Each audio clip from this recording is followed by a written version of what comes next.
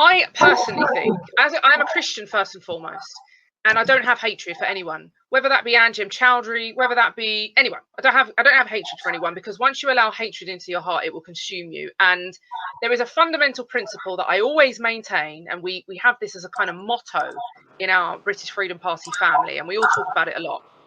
True nationalism is driven by love, not hate. The left would like to imply that we are all hate-filled, horrible meanies, and that we are in this cause because we hate other people. That couldn't be further from the truth. Real nationalism is driven by love, the love of one's people and one's nation, right? So I don't hate anyone, because for me, it would damage my Christianity. It would conflict with that. Oh man, I couldn't say it better. I can't hate any person or group, because I consider myself a very conservative Christian.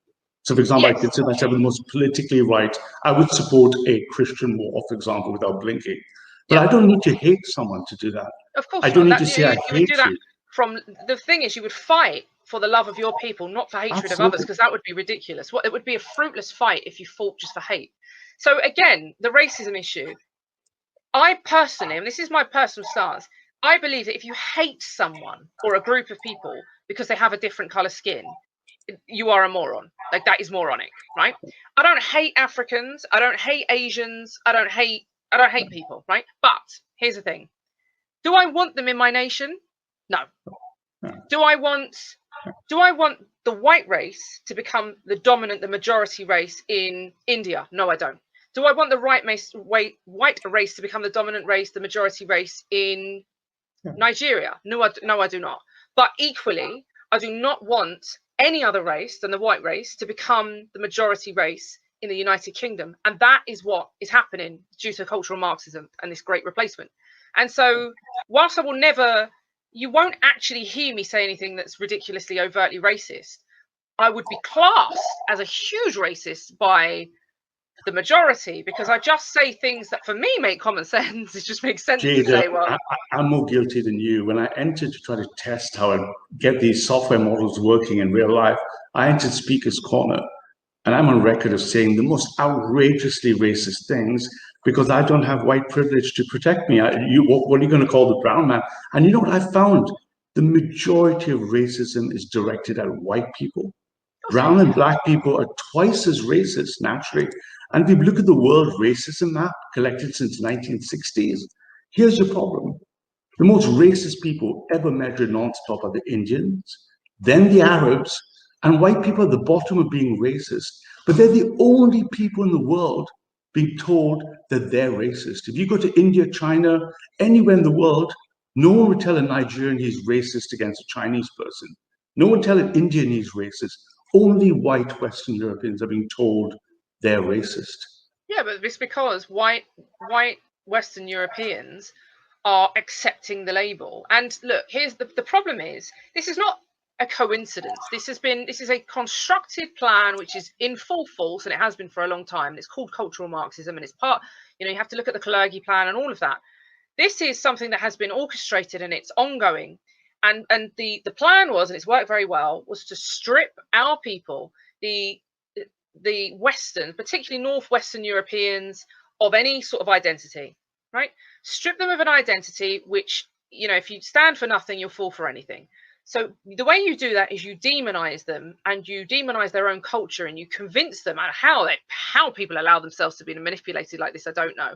But you convince the people that they are bad, that they are wrong, that they are dangerous, that they have been oppressive, and that they should feel guilty. And once you have stripped the identity, and let's face it, it didn't take long. Look at the difference between now and the immediate aftermath of World War II. And look at the difference, not just in demographics, but in the mindset of the people of the United Kingdom. Back then, it was all pride and nationalism for what we'd achieved, and now it is self-loathing and hatred for one's own being. And so they very successfully, within a few decades, stripped us all of any sort of identity, or the vast majority of us. I'm not speaking for myself here, but the vast majority of people have been stripped of any sort of identity, and therefore they are more susceptible to fall for these crazy notions like the BLM agenda, to be radical, or to be converted to Islam, or any other faith, or even secularism. the LGBT carry on that we see, all of this new trend of pan, binary, non, whatever, I don't even know what that means.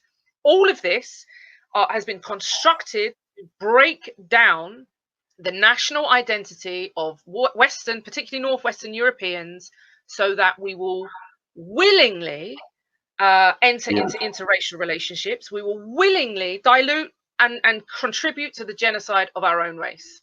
Here. I mean, let me tell you a funny story. So just before I went to Germany, I wore the White Lives Matter T-shirt.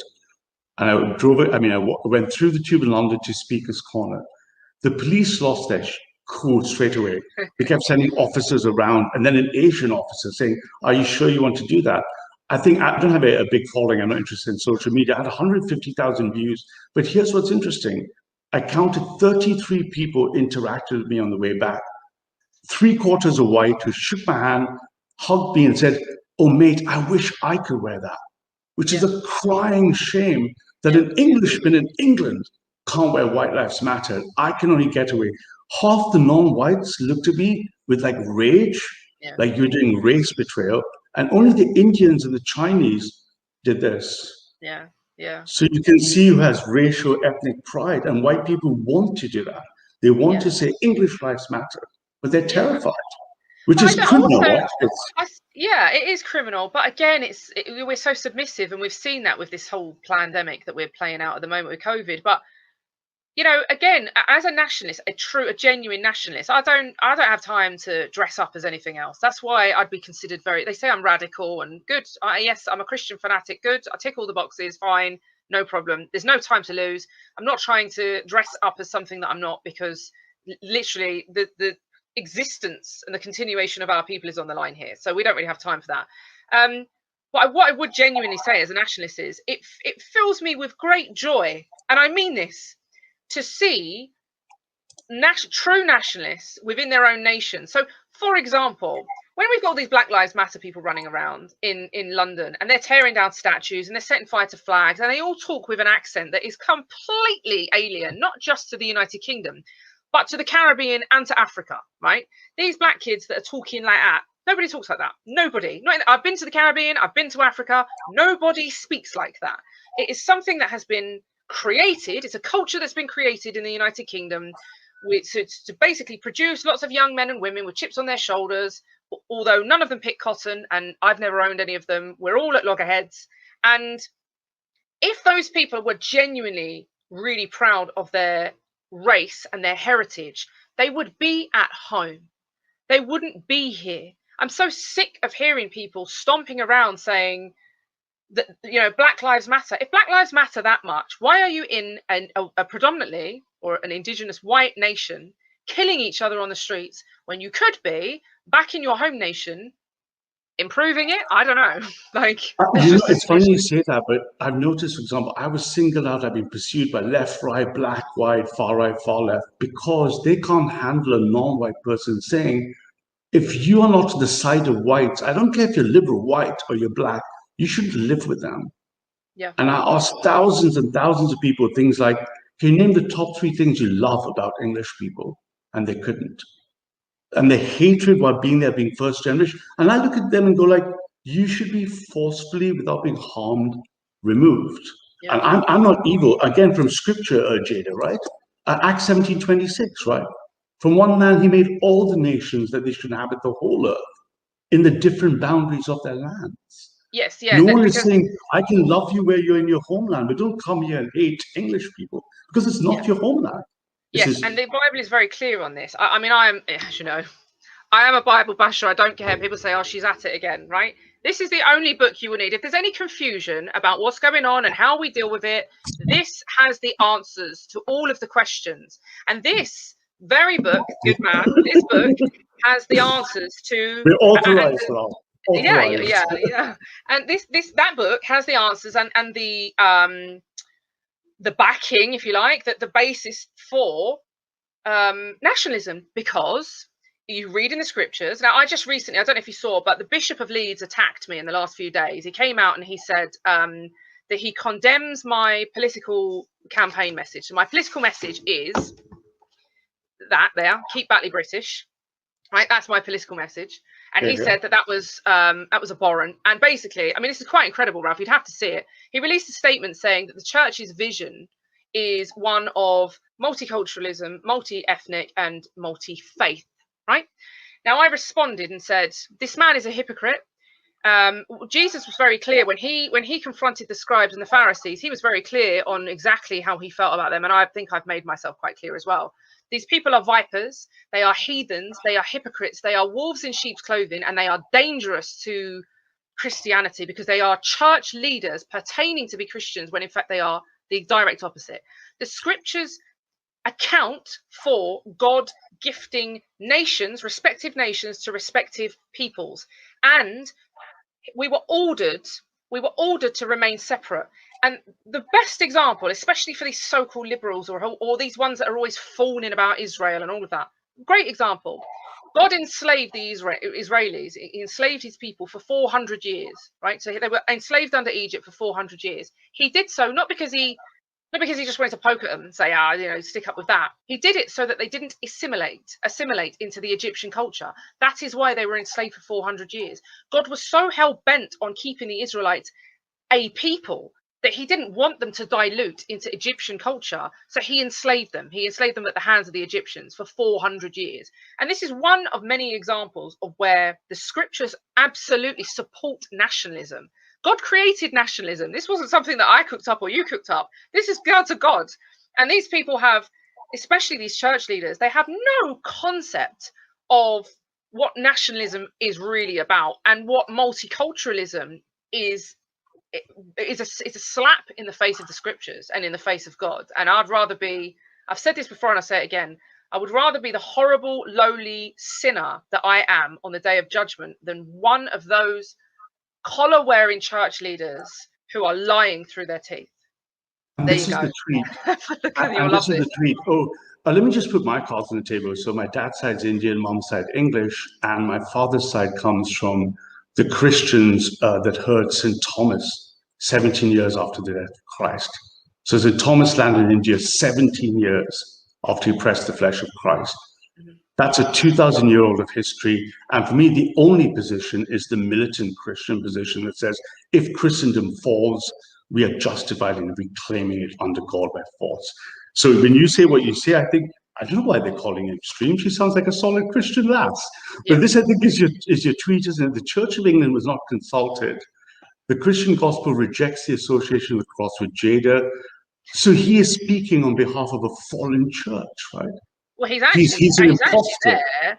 He's not only is he speaking on behalf of the church, but he's actually there speaking on behalf of God, because he has stated there expressly that the Christian gospel does not rejects the association of the cross and the church with Jayda Fransen's political statement, which is simply to keep Batley British, which I think is very reasonable. But here's the telling thing, Ralph, and if you go back to that statement, here's the telling thing. This for me is the absolute outrage, right? This is the final element of the statement. This for me sums up the whole state of the absolute heathen institution of the Church of England, right? They have stated he has stated in here, the church's vision, this is the Bishop of Leeds speaking on behalf of the Church of England. The church's vision for public life, flowing from the Christian understanding of the life, death and resurrection of Jesus Christ, is one where the common good is served such that all communities of whatever culture, ethnicity, religion or belief can flourish together. He is stating that the Church of England's vision for this nation is one of multiculturalism, multi-ethnic and multi-faith. Now, even if there is some absurd reason why he believes multiculturalism and multi-ethnic is beneficial to this nation, for a Christian leader to say he wants a Christian nation to become multi-faith, it's heresy. Yes. Because, I mean, for me, if I imagine my final vision, so I'm part of an ideology called the NRX, which is very, quite recent, but very geeky. If I look at my final vision of the world, it's these 7 big families that God created, races, 650 tribes in their own nations, with their own faiths, in peace and prosperity, apart from each other. Yep. This is not England. This is Christian England. It's been Christian England, and every inch of it is Christian soil. I don't recognize liberal secularism. I mean, I'm functioning on it, but it's devoid of the church. How many 10 million aborted babies, Men and women, broken nuclear families. Why? We lost God, right? And Yeah. now they're saying, oh, it's okay. And I have very mixed views on Islam. I look at Islam after having spent all my time right going, this is exactly what Christianity had, but Yeah. we've lost.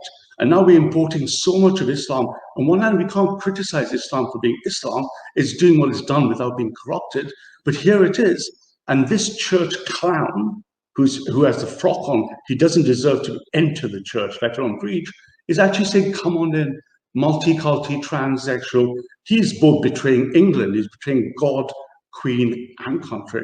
There's nothing else to call him, right? I mean, he is and big up for that bit. We saw that speech. And one thing, you guys, because some of the people who watch my streams may not follow politics in the UK as much, but I'm going to share a quick video for you guys to get a little taste of Jayda putting her money where her mouth is. And this is, I used to live in East London, about half a mile from here. And this is Jayda taking her true Christian nationalism to the street.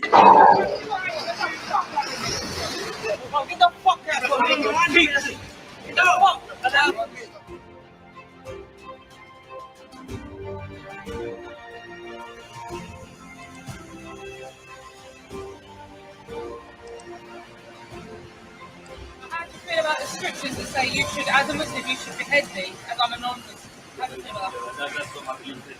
No, but how do you feel about the scriptures that say that? It doesn't bother me at all. It doesn't bother you at all?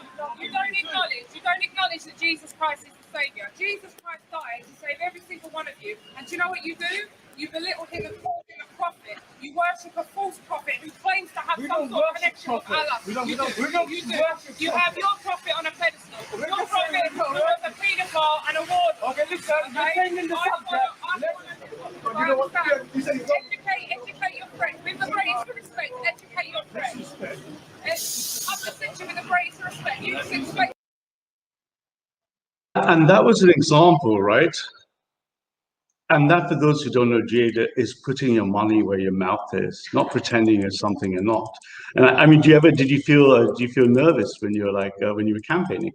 No. What was it like in Batley? Were there areas that felt tricky, or did you have some lads with you? Or yeah, we took some lads, but Batley was all right, actually. I mean, to be honest, that movement, just to put this out there, I'm no longer associated with that movement. Yeah, but back in the days when I was at the head of Britain First, and I was doing a lot of direct action. I will say this, right? I have absolutely no regrets, but we've kind of shifted our ethos and our priorities now. Back then, that was many years ago. I was smiling there, thinking, "Gosh, I remember it like it was yesterday," but it was many years ago. And back then, basically, people weren't really aware of the problems in the United Kingdom. We'd had 7/7, obviously 9/11. Lee Rigby was really, for me, the turning point. I thought, okay, people are going to start listening now. The guy is on camera. Michael Adebolajo is on camera with the blood of Lee Rigby on his hands and a cleaver in his hand, saying he's done this in the name of Islam. And people surely are going to go and double check this, but they didn't. And anyway, I thought, okay, it's time to and I actually completely dedicated my life to this activism. And I mean, I shut down a business and just threw myself into it. And my main objective was to just show people at the time, this was before social media platforms clocked how dangerous their platforms could be. Now, I say dangerous in their terms, not in ours. They at one point, I remember with that previous movement, we were reaching 150 million people. Right, so we could put a video up there, and within a few days, it reached 150 million people. I don't know. Obviously, it's quite difficult. You hear figures in your head, but to try and process that, you're talking, it's ridiculous. Twice the population of the UK. Twice the population, well over. And these weren't just 150 million people, just randoms. A huge proportion of them were our people all over the world. So it wasn't just waking up the UK, it was waking up the whole of Europe and the United States. And it was showing people that, the no-go zones that Donald Trump spoke about and the British media shot him down, they do exist. And so I did a lot of this direct action at the time, just to show people, listen, this is the state of your nation, from London to Bradford to Rochdale to Rotherham to Oxford.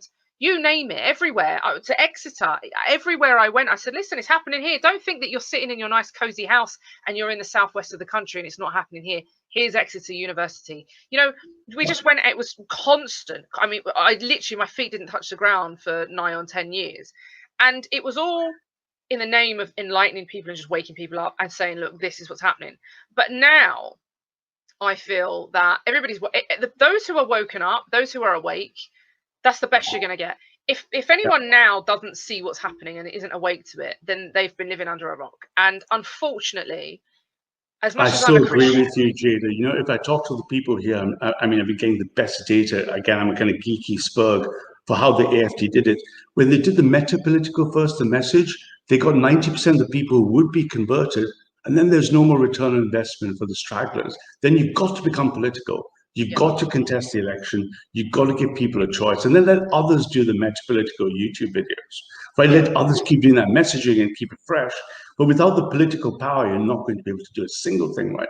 So you've got to make that jump, like you say, away from that kind of activism or that branch of the right and go, okay, time to go talk to Joe Public and say, look, I know all the arguments. I've done it for 10 years. I know how to handle your points. Now, will you vote for me? What's stopping you voting for me, right? Now, it takes time to do that, right? You've got to learn how to do it right. The establishment's going to call, every media thing is going to call you a Nazi, a fascist, a racist, an extremist. The new word is extremist, right?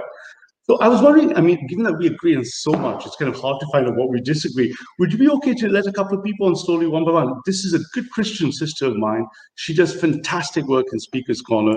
She's both a Christian and I would consider a conservative. Jayda Kay. hello, Kay, nice to meet you. You're right. So what do you think of what you've heard so far, Kay? Let me just get my notes. No, I'm not kidding, actually, because I couldn't keep up with it all. You, Ralph, you're coming to a Bible study pretty soon, whether you like it or not.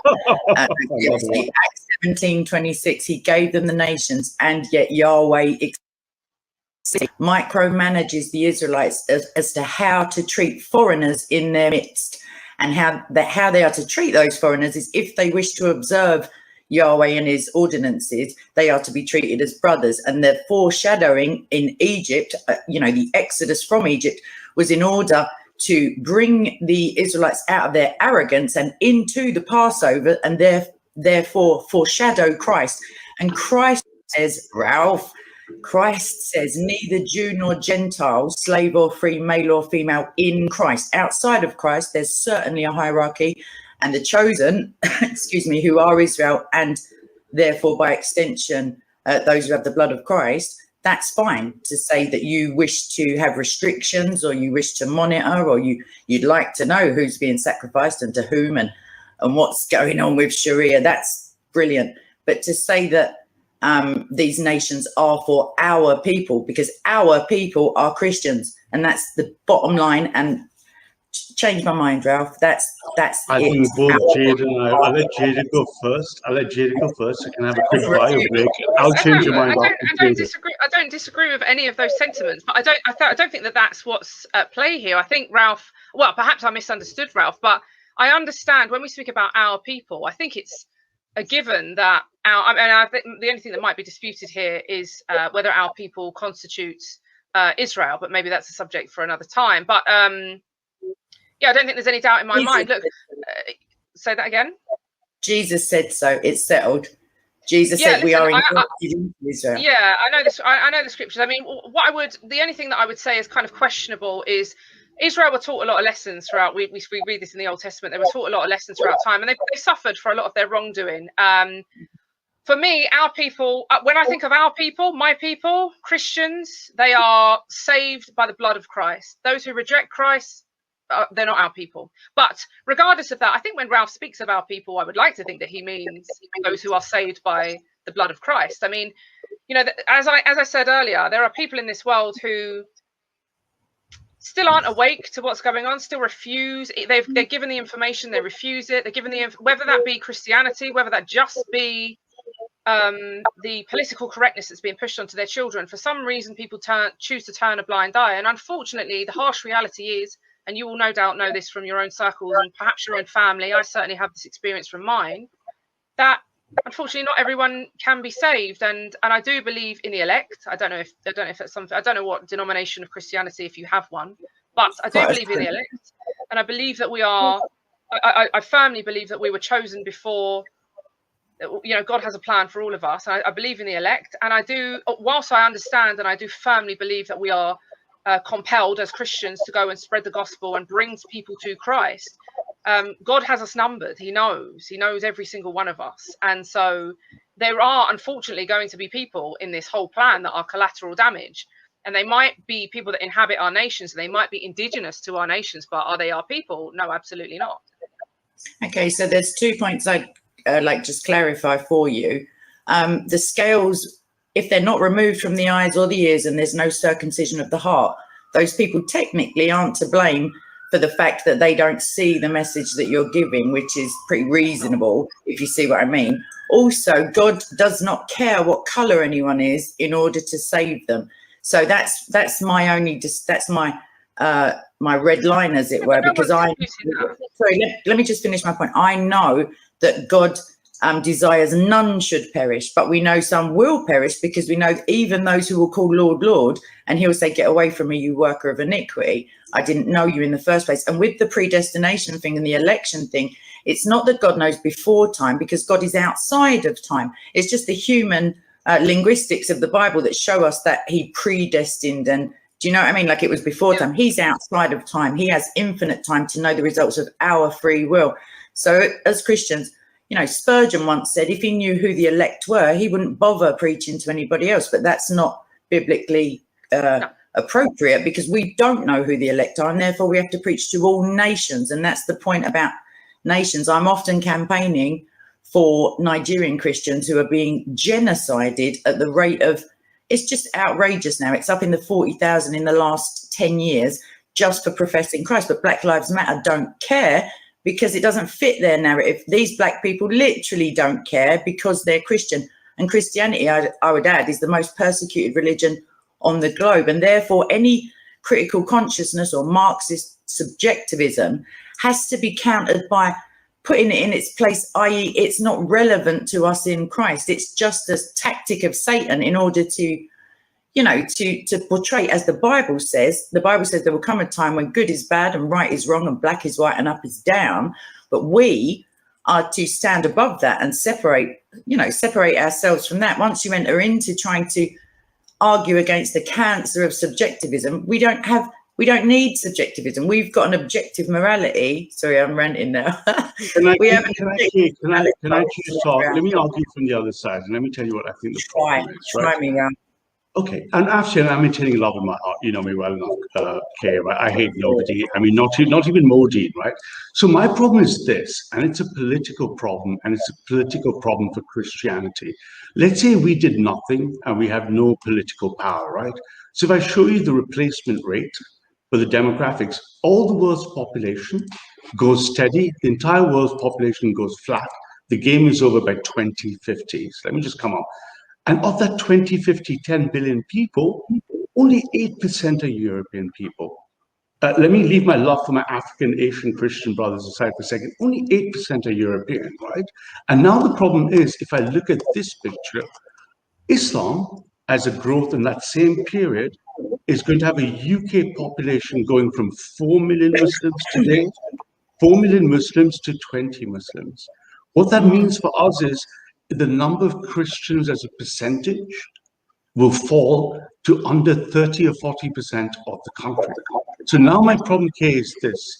My problem is, if I'm meant to defend Christians in England, and the people coming in might be Hindus, Muslims, atheists, every 5 or 10 years, the number of Christians keep falling. And if there's no Christian political party, then what we're doing is we're going to allow our Christians, not because I hate the black Christian or the black Muslim, but just the numbers are going to make the white Christian or the white atheist impossible to protect demographically without starting with scripture.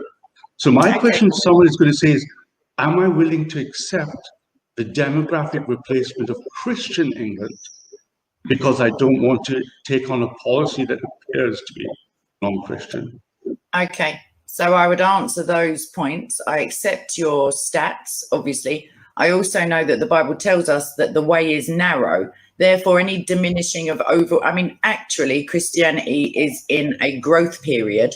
You know, places in Africa, that's why Boko Haram and ISWAP are so vehemently going against Christ there, and they will, you know. But I just want to talk about England, which is my home, and you know, where I was born, etc.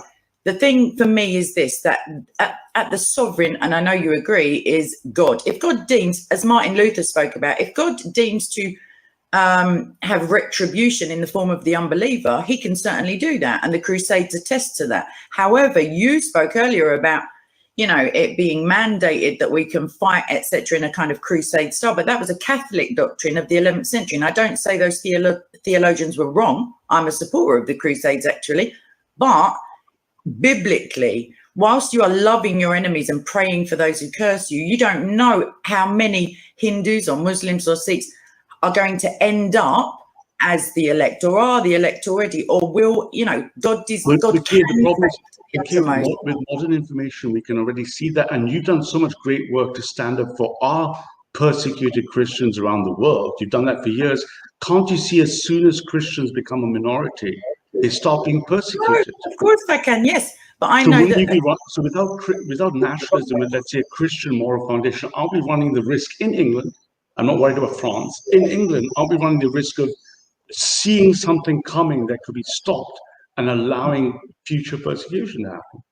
I accept that that's a true premise. Where I veer off ever so slightly is that, like I say, like there was a ridiculous case of the Home Office writing to an application from a Christian, an ex-Muslim apostate Christian, in a country where there is extreme levels of Christian persecution, and there are 50 of them where it's extreme levels, including rape, beheading, dismemberment, setting on fire, stabbing children in the head, it's just rank.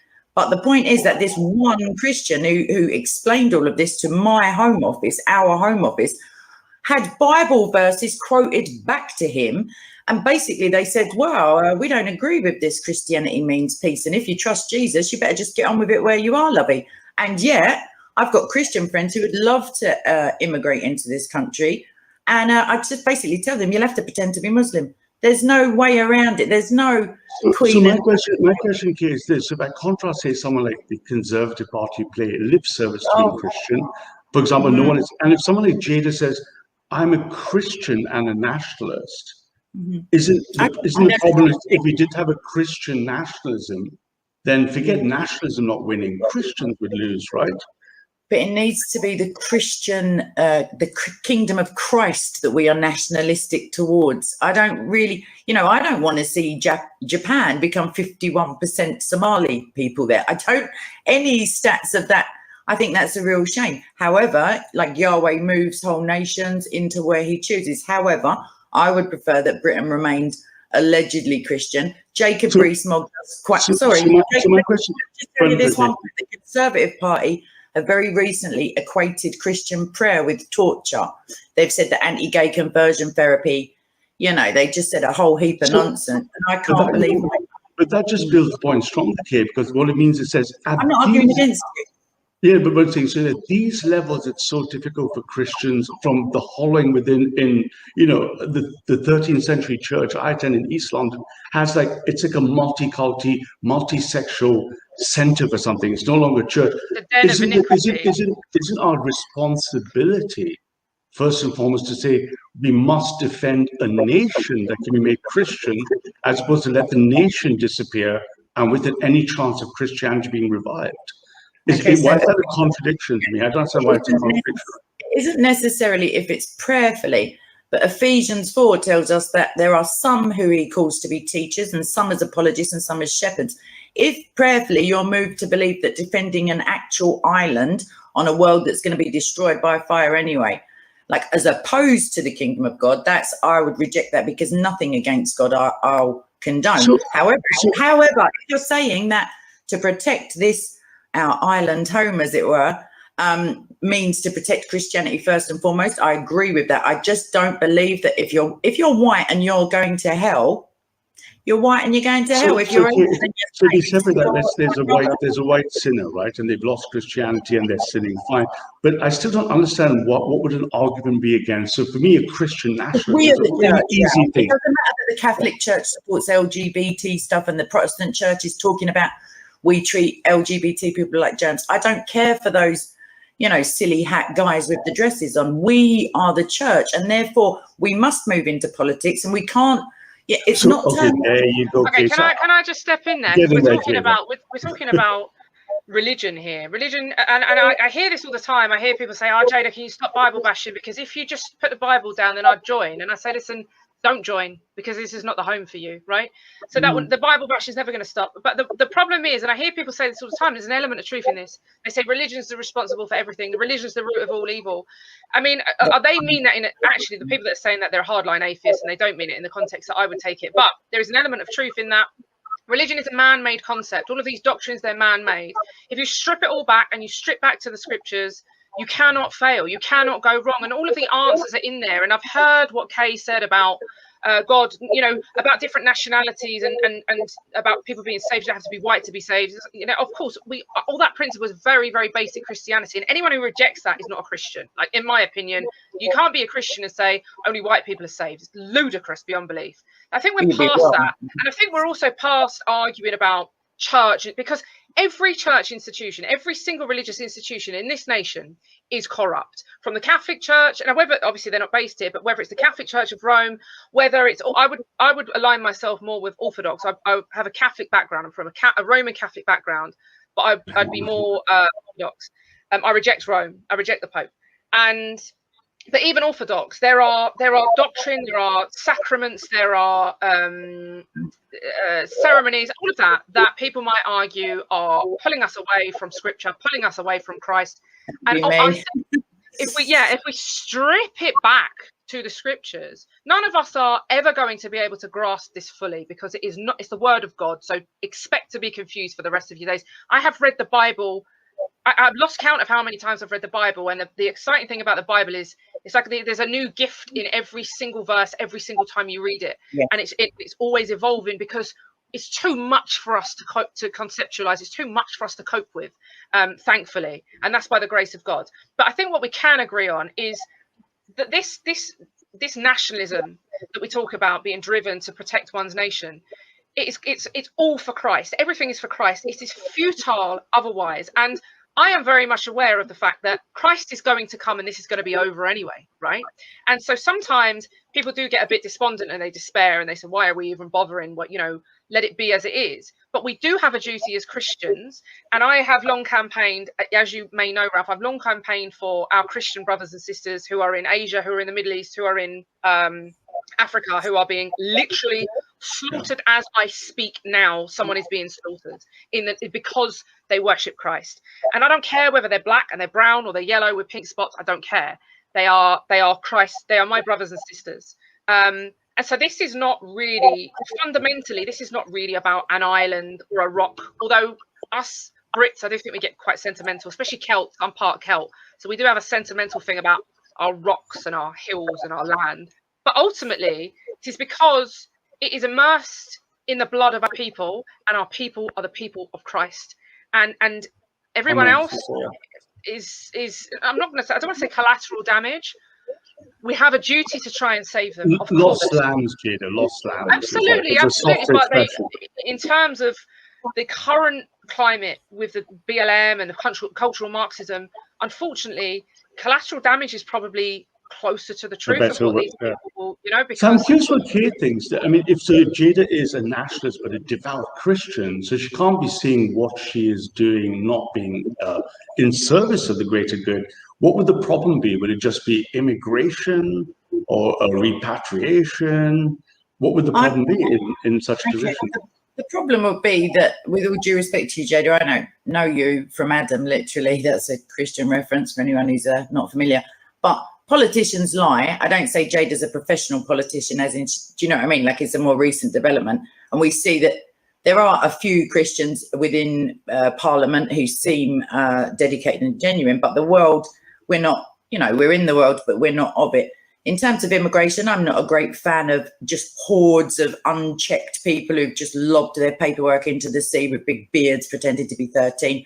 I'd stop all of that immediately, especially with COVID. It's just a perfect, like, you know, don't call us, we'll call you scenario. That isn't happening because we, you know, the Marxism that we see now, where even the right are slightly left, and it just gets more, anyone to the, you know, to the left, the Chairman Mao is clearly, you know, like to the right is a Nazi, like, and that's just linguistics, and it's just neuro-linguistic programming. But we must remain in the truth of Christ, and for any atheist, just remain in the truth of objective reason, if you can like dredge that into your worldview. The truth is this, that if you don't have a base with which to defend the poor and the widows and the needy in Africa and Pakistan, and, you know, if this country were fully Islamized, for one, we'd probably not be sitting here talking about it, but for two, Christians would die. And that's how Urban II, the Pope, justified the Crusades, because it's out of love for our fellows that we fight. And we don't have to be pacifists. And I'm not saying one bit, just lay down and let the Marxists take over. But I mean, so just a quick thing to throw in there. Let's say there's a current Christian movement supported by everything you, and I can't but agree with everything you say, but they have no route to political power. Scenario one. And then there's another Christian vision that goes from a political party that is nationalist, but its morals and ethics are Christian. Isn't that the better way for all Christians to support a nationalist party that is Christian in the absence of any other Christian political party? There's no Christian, none of the parties are Christian. To your point one, the way that the Green Party, which let me used just to check be, this reaction. Sorry, okay, sweetheart, just to say, is that you reacting? I'm just going to be cautious because there are people. Affirmative, Ralph. Right, okay, thanks, sir. Just to your first point, the Green Party, for example, initially they were seen as the kind of monster raving loony, like fringe element, and they haven't succeeded in their, you know, in gaining power. But what they've succeeded in doing is infiltrating, so that now all mainstream parties must have a green manifesto, or at least purportedly green. So with Christianity, without the overtake, nationalism has got a bad, it's just the linguistics. It's got now negative connotations, which, as Jayda rightly pointed out, it didn't have in the 60s, and it certainly didn't have in the 40s. I think Jayda can speak to that. That's just a branding problem, because I'm in Europe looking at the AFD, and we talk to people from Le Pen's party and the Swedes. They seem to have overcome the thing bad, nationalist, Nazi. Yeah, they managed to brand themselves now, because they can't be anti-Semitic, so they just import Muslims to do it for them, because it's scripturally. And here's what Jayda thinks of that, because it's just a branding issue, isn't it, to get over that, right? You said, I mean, I think so. I mean, yeah, it's branding, but it's also what's in your heart. I mean, look, you can. I am, again, as I said earlier, I'm a firm believer, especially in the current state of affairs, that there's no time to be lost, and therefore I don't mince my words, and I don't dress anything up as something that I'm not. But with respect to others, because it isn't conducive to. It's not good for any movement to just go out there and be overtly offensive. I don't think there's any need for that. But yes, in terms of aesthetics and in terms of perception, public perception, of course, you can sort of sanitize. You can sanitize groups. I mean, I would personally suggest that I am beyond any form of being sanitized. I think that ship sailed a long time ago. And in fact, what I think is, God bless you. Yeah, no, I don't mean it like that. But I mean, in terms of aesthetically, in terms of what the mainstream media are portraying as an acceptable appearance. That's long gone.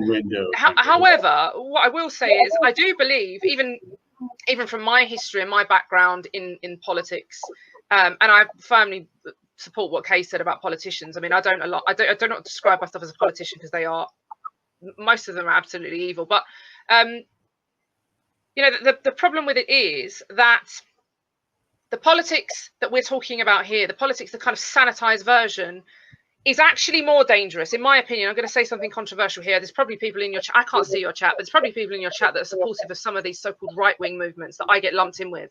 Please don't lump me in with them. For example, we spoke about one of them earlier. These movements that are pushing Zionism, they're pushing multiculturalism, they're pushing communism, they're pushing LGBT, they're pushing abortion. I mean, come on. Right, these groups that do that and say, but we just don't like Islam, and therefore we're right wing, we're far right, and we're nationalist. That is more dangerous than Jeremy Corbyn out with his Marxism, and far more dangerous, because they are bastardizing our cause. And all of a sudden, I've been there, I've seen it, I saw it in the previous movement I was involved in. I saw all these people come up to me and say, yeah, all right, Jayda, all right, yeah, wait, I love your cross, I love your cross. It really annoys the Muzzies, doesn't it? Yeah. It's not there as a symbol of antagonism, although I am aware of the fact that it does antagonize. I am aware. I'm not stupid. Right? And let me introduce you, Jayda, to Reactionary, who's sits in on a lot of our streams and stuff, and he's a very interesting and good Muslim. And he would have been my top pick to pop on to have a chat as well. Reactionary is Jayda Reactionary. Assalamu alaikum, Reactionary. Alaikum salam. Hello, Jayda. How you doing? Hiya, I'm good. Thanks. How are you? Yeah, good. Thanks. Pleasure to meet you. So, I guess, yeah, it's clear. I think you made the point that you believe in the end of times sort of doctrine. So you think, well, when I say you think, do you believe that at the end of time there's going to be a war between the major religions? Yeah, I know what's going to happen at the end of times because I've read Revelation. I mean, ultimately, there's going to be a lot of suffering. There's going to be a lot it's going to be out of our control, and therefore that's why I touched on what Kay said earlier. There is almost an inclination for people to say, well, let it be as it will be. It's God's will, and whatever God's will is will be. But I find myself driven by a force much more powerful than my feeble human mind. So I do think that there's a part to be played. But yes, of course, we'll be set against each other. So are you planning to sort of accelerate that, or put in place policies that can bring about the end of time? Some people believe that the end of time will only come once corruption is widespread on the earth, murder will be commonplace, etc., like that. So would you be looking at bringing society downwards through policies to bring the end of time? I don't think I need to do anything. I think we're right on track. And far be it from me to try and create a lowly human policy that might accelerate God's plan. That would be grossly blasphemous, and I can't even conceive of an idea where I might expect to accelerate God's plan. We know from the scriptures, from the Bible, that there are certain events that will take place, certain figures that will emerge, and we know that there are specific time frames given. So I don't believe that we're in the final days by any means. I do think that we are in the beginning we're in the end times. We're nowhere near the final days, but we are in the end times. And talking about murder being commonplace, I think we're doing all, yeah, without me all right. Yeah, that's great. Right.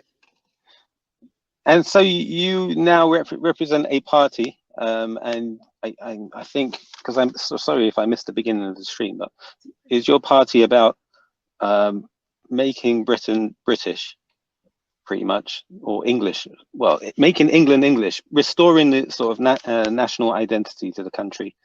Well, what do you we're propose? a unionist country. Sorry, so go. It's more than, yeah, sorry. So we're a unionist. We're not separatists. So it's not just England. We're a unionist. But yes, I mean, it's a very difficult thing to say that we will make Britain British, because Britain is already British, but it's fallen. Yep. But it's fallen from grace. It's fallen from God's grace. It's fallen on many different aspects. So our ethos now, if you'll allow me to just give you a little bit of background, and I'll keep it brief, but our ethos now is rather different to the groups that I've been involved with in the past.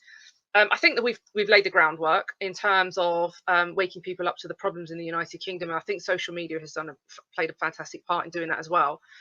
So our ethos now is really to dig in, to establish our own communities, because we're a very fragmented community. And am I right in? Oh, I heard Ralph say that you're Muslim. I don't know what sect of Islam or whether but I would say that the indigenous folk of Britain could learn a lot from those who have successfully colonized parts of our country, and created their own sort of no-go zones, for want of a better phrase, because we are so fragmented. I had a property in London for 12 years. I didn't know my next door neighbour's name. That doesn't happen in these tight-knit communities. We have a duty now. The only way to save our people and our race is to come together, form up, dig in, protect. Don't worry about what everyone else is doing. I am contrary to common belief, I'm not concerned with what the Islamic community are doing. I know that they are a threat to us because I've read your scriptures and I know what your scriptures say, and I know what, as a Muslim, you are obliged to do. And so in that sense, I know what the dangers are, and I know that you don't even have to lift a weapon because you're winning by demographics anyway. But our people don't have any sort of concept of how to survive this, and that is what we are here to set up, build communities, bring people back to Christ, bring people back to the faith, bring people back to traditional values, and that's the only way we're going to survive this. We will survive it as one of the minorities in the UK. And the fall of traditional values, you know, that coincided with the fall of the Ottomans. So I think it's important to realize that along with trying to restore the traditional values of the UK, the conservative values, the Christian values, this can only come about if Islam is restored somewhere on earth as well. So I think it would serve your interests to support the establishment of a homeland for Muslims as well, where they absolutely feel happy to go. Listen, yeah. Let me make this very clear, React. I don't know your real name, but let me just call you React. And let me make this very clear. I absolutely support a homeland for Muslims. Look, we're not talking, this is not coming from some sort of ignorant, sorry, I'm just trying to offend anyone here. It's not coming from some ignorant EDL line. I'm not saying, I want all brown people to go away. Like, that's ridiculous. I understand and I appreciate and I respect and I support Muslims having a homeland. And I also am very much against the interference of the West in those homelands. So please don't mistake my outspokenness about your ideology as some kind of dumbed down concept that you don't have a place or a space on this earth, because we know about Ishmael. We know, I understand. I get it. I'm not that dense that I don't believe that you aren't a people that deserve a nation. But the problem is your scriptures not only encourage but mandate. It's obligatory that you don't settle in the areas in which Islam is established, but you are obliged to go to parts of the world where it isn't and establish it until the whole world is Islamic. And as much as I respect that, and I think you're all doing a very good job, it's my duty as a Christian to resist. Okay, so there's another thing then. Could I just interject for a second, React, and just answer something further to that? There is no real concept of a Muslim homeland because the earth belongs to Allah, and you must fight the unbeliever until there is no more fitna. So in terms of, I don't disagree with, secular, as it were, or Islamic republics even, but what I do so object to that I can't rightfully let my tongue go is the treatment of Christians. For example, in Pakistan, underage girls are kidnapped at gunpoint in broad daylight, Myra Shabazz being quite a well-known one of them. And the Supreme Court of Pakistan ordered her back to her abductor, even though she was 14 at the time of her abduction. And that's because she is a religious minority and because she is najis and because she is a dhimmi, in effect. So I don't think it's as clear cut. And I don't believe for 1 second that Islam has to be present for the end times. No, there's going to be a one world religion, which is what the Bible speaks of. And it's about the state of sin. And the convergence of different events. Yahweh tells the martyrs in Revelation, even the sun doesn't know the hour, but Yahweh doesn't say it's going to be at 7:20 on a Wednesday. He says when this has happened and that has happened and this has happened, then you'll see Christ coming on clouds of glory. And at that point, whether you believe in a pre-tribulation rapture or a post, there will be fighting. But there will be defeat of any of the godless. And unfortunately, I don't agree with Jayda about Ishmael. There's no proof that Muhammad came from the line of Ishmael, and spiritually maybe, and the line of Israel, as in Jacob, is where the true prophets come from. And the Bible says anybody who brings a Christ other than this, i.e. Isa bin Maryam, anyone who brings a gospel other than this, i.e. the Quran, is to be accursed by God. So we as Christians need to... These vicars and these priests, I despair. I'm sure they're well-meaning people when they hold up signs saying Catholic and LGBT unite and, pro this. So I've got a tricky question for you, Kay, right? So let's say I came about a completely different way and I just look at the maths because I'm a Spurg, right? And go currently 4 million Muslims to 12 million, native Brits down to 55, 40%. If that's the case, shouldn't the Christians, and someone asked us about Bob the Builder earlier, shouldn't the Christians be spending all their time campaigning instead of trying to get into theological arguments with Muslims? Shouldn't we be all over the churches? Shouldn't we be entering every church service and standing up and saying, no, that's anti-gospel, isn't it? Because otherwise, here's my problem, case. If we don't do anything and we just wait it out, the stock of English Christian people are going to fall to such a level that there's no chance of returning Christianity. I'll give you one quick case point. Hungary. In Hungary, within 12 to 15 years, Orban reversed everything from cultural Marxism, LGBTQ, to slowly implement the next generation being taught as Hungarians to be Christian Hungarians. We can't do that to young English children until we've restored political power. It's like political power must come to implement the Christian. See, I see the politics as necessary.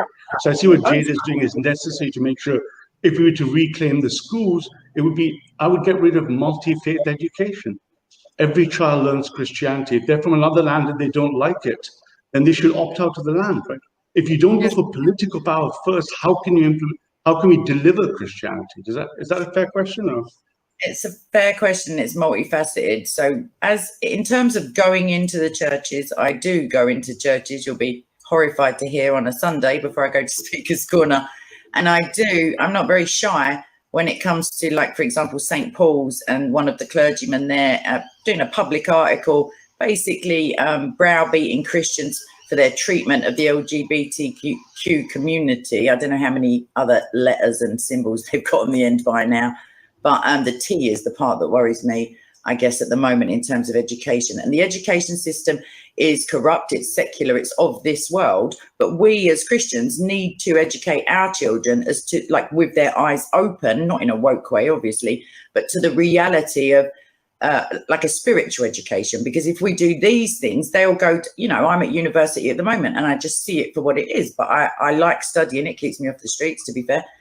So I see it and I'm able to counter it. But okay, I don't think that kind of totally answers my question. But if you don't have control of the education system, but if you don't have any political power, you might have Christian will.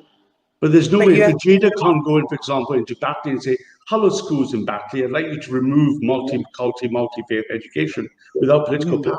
You need political power. Yes. However, the globalist kind of agenda and the left-wing narrative is not going anywhere for the meantime. However, it will, it always revolves around. If you'd have told someone 50 years ago that they could be arrested for questioning whether a gentleman did have testicles or not because he said his name was Susan, they'd have laughed you out of the pub. However, it comes around and now it's equally preposterous, but it will slowly, and this is the Machiavellian nature of politics, is that the more you push this pro-false equality and equality of outcome, people become more like racist or gender extremist by saying, no, it's just men and women. But all this stuff is already in the Bible. So what I mean to say is, who gives two hoots for the education system? Because we see what it's done over the last 40 years. We have to claim, our children can grow up to be politicians who are based in the Bible. I sound very Protestant. So I hear you, just to keep it quick. I hear totally. I would disagree fundamentally, not on any moral political position. I don't think there's any time to save England to wait. I mean, 10, 20, 30 years. We're already on the back foot. We're already on the back foot. There's no time. There's absolutely no time. Time has been of the essence for a very long time. And whilst I do understand and I agree with the principle that, God has a plan and we know that, and I'm a big advocate for people homeschooling their children, pull them out of the education system, and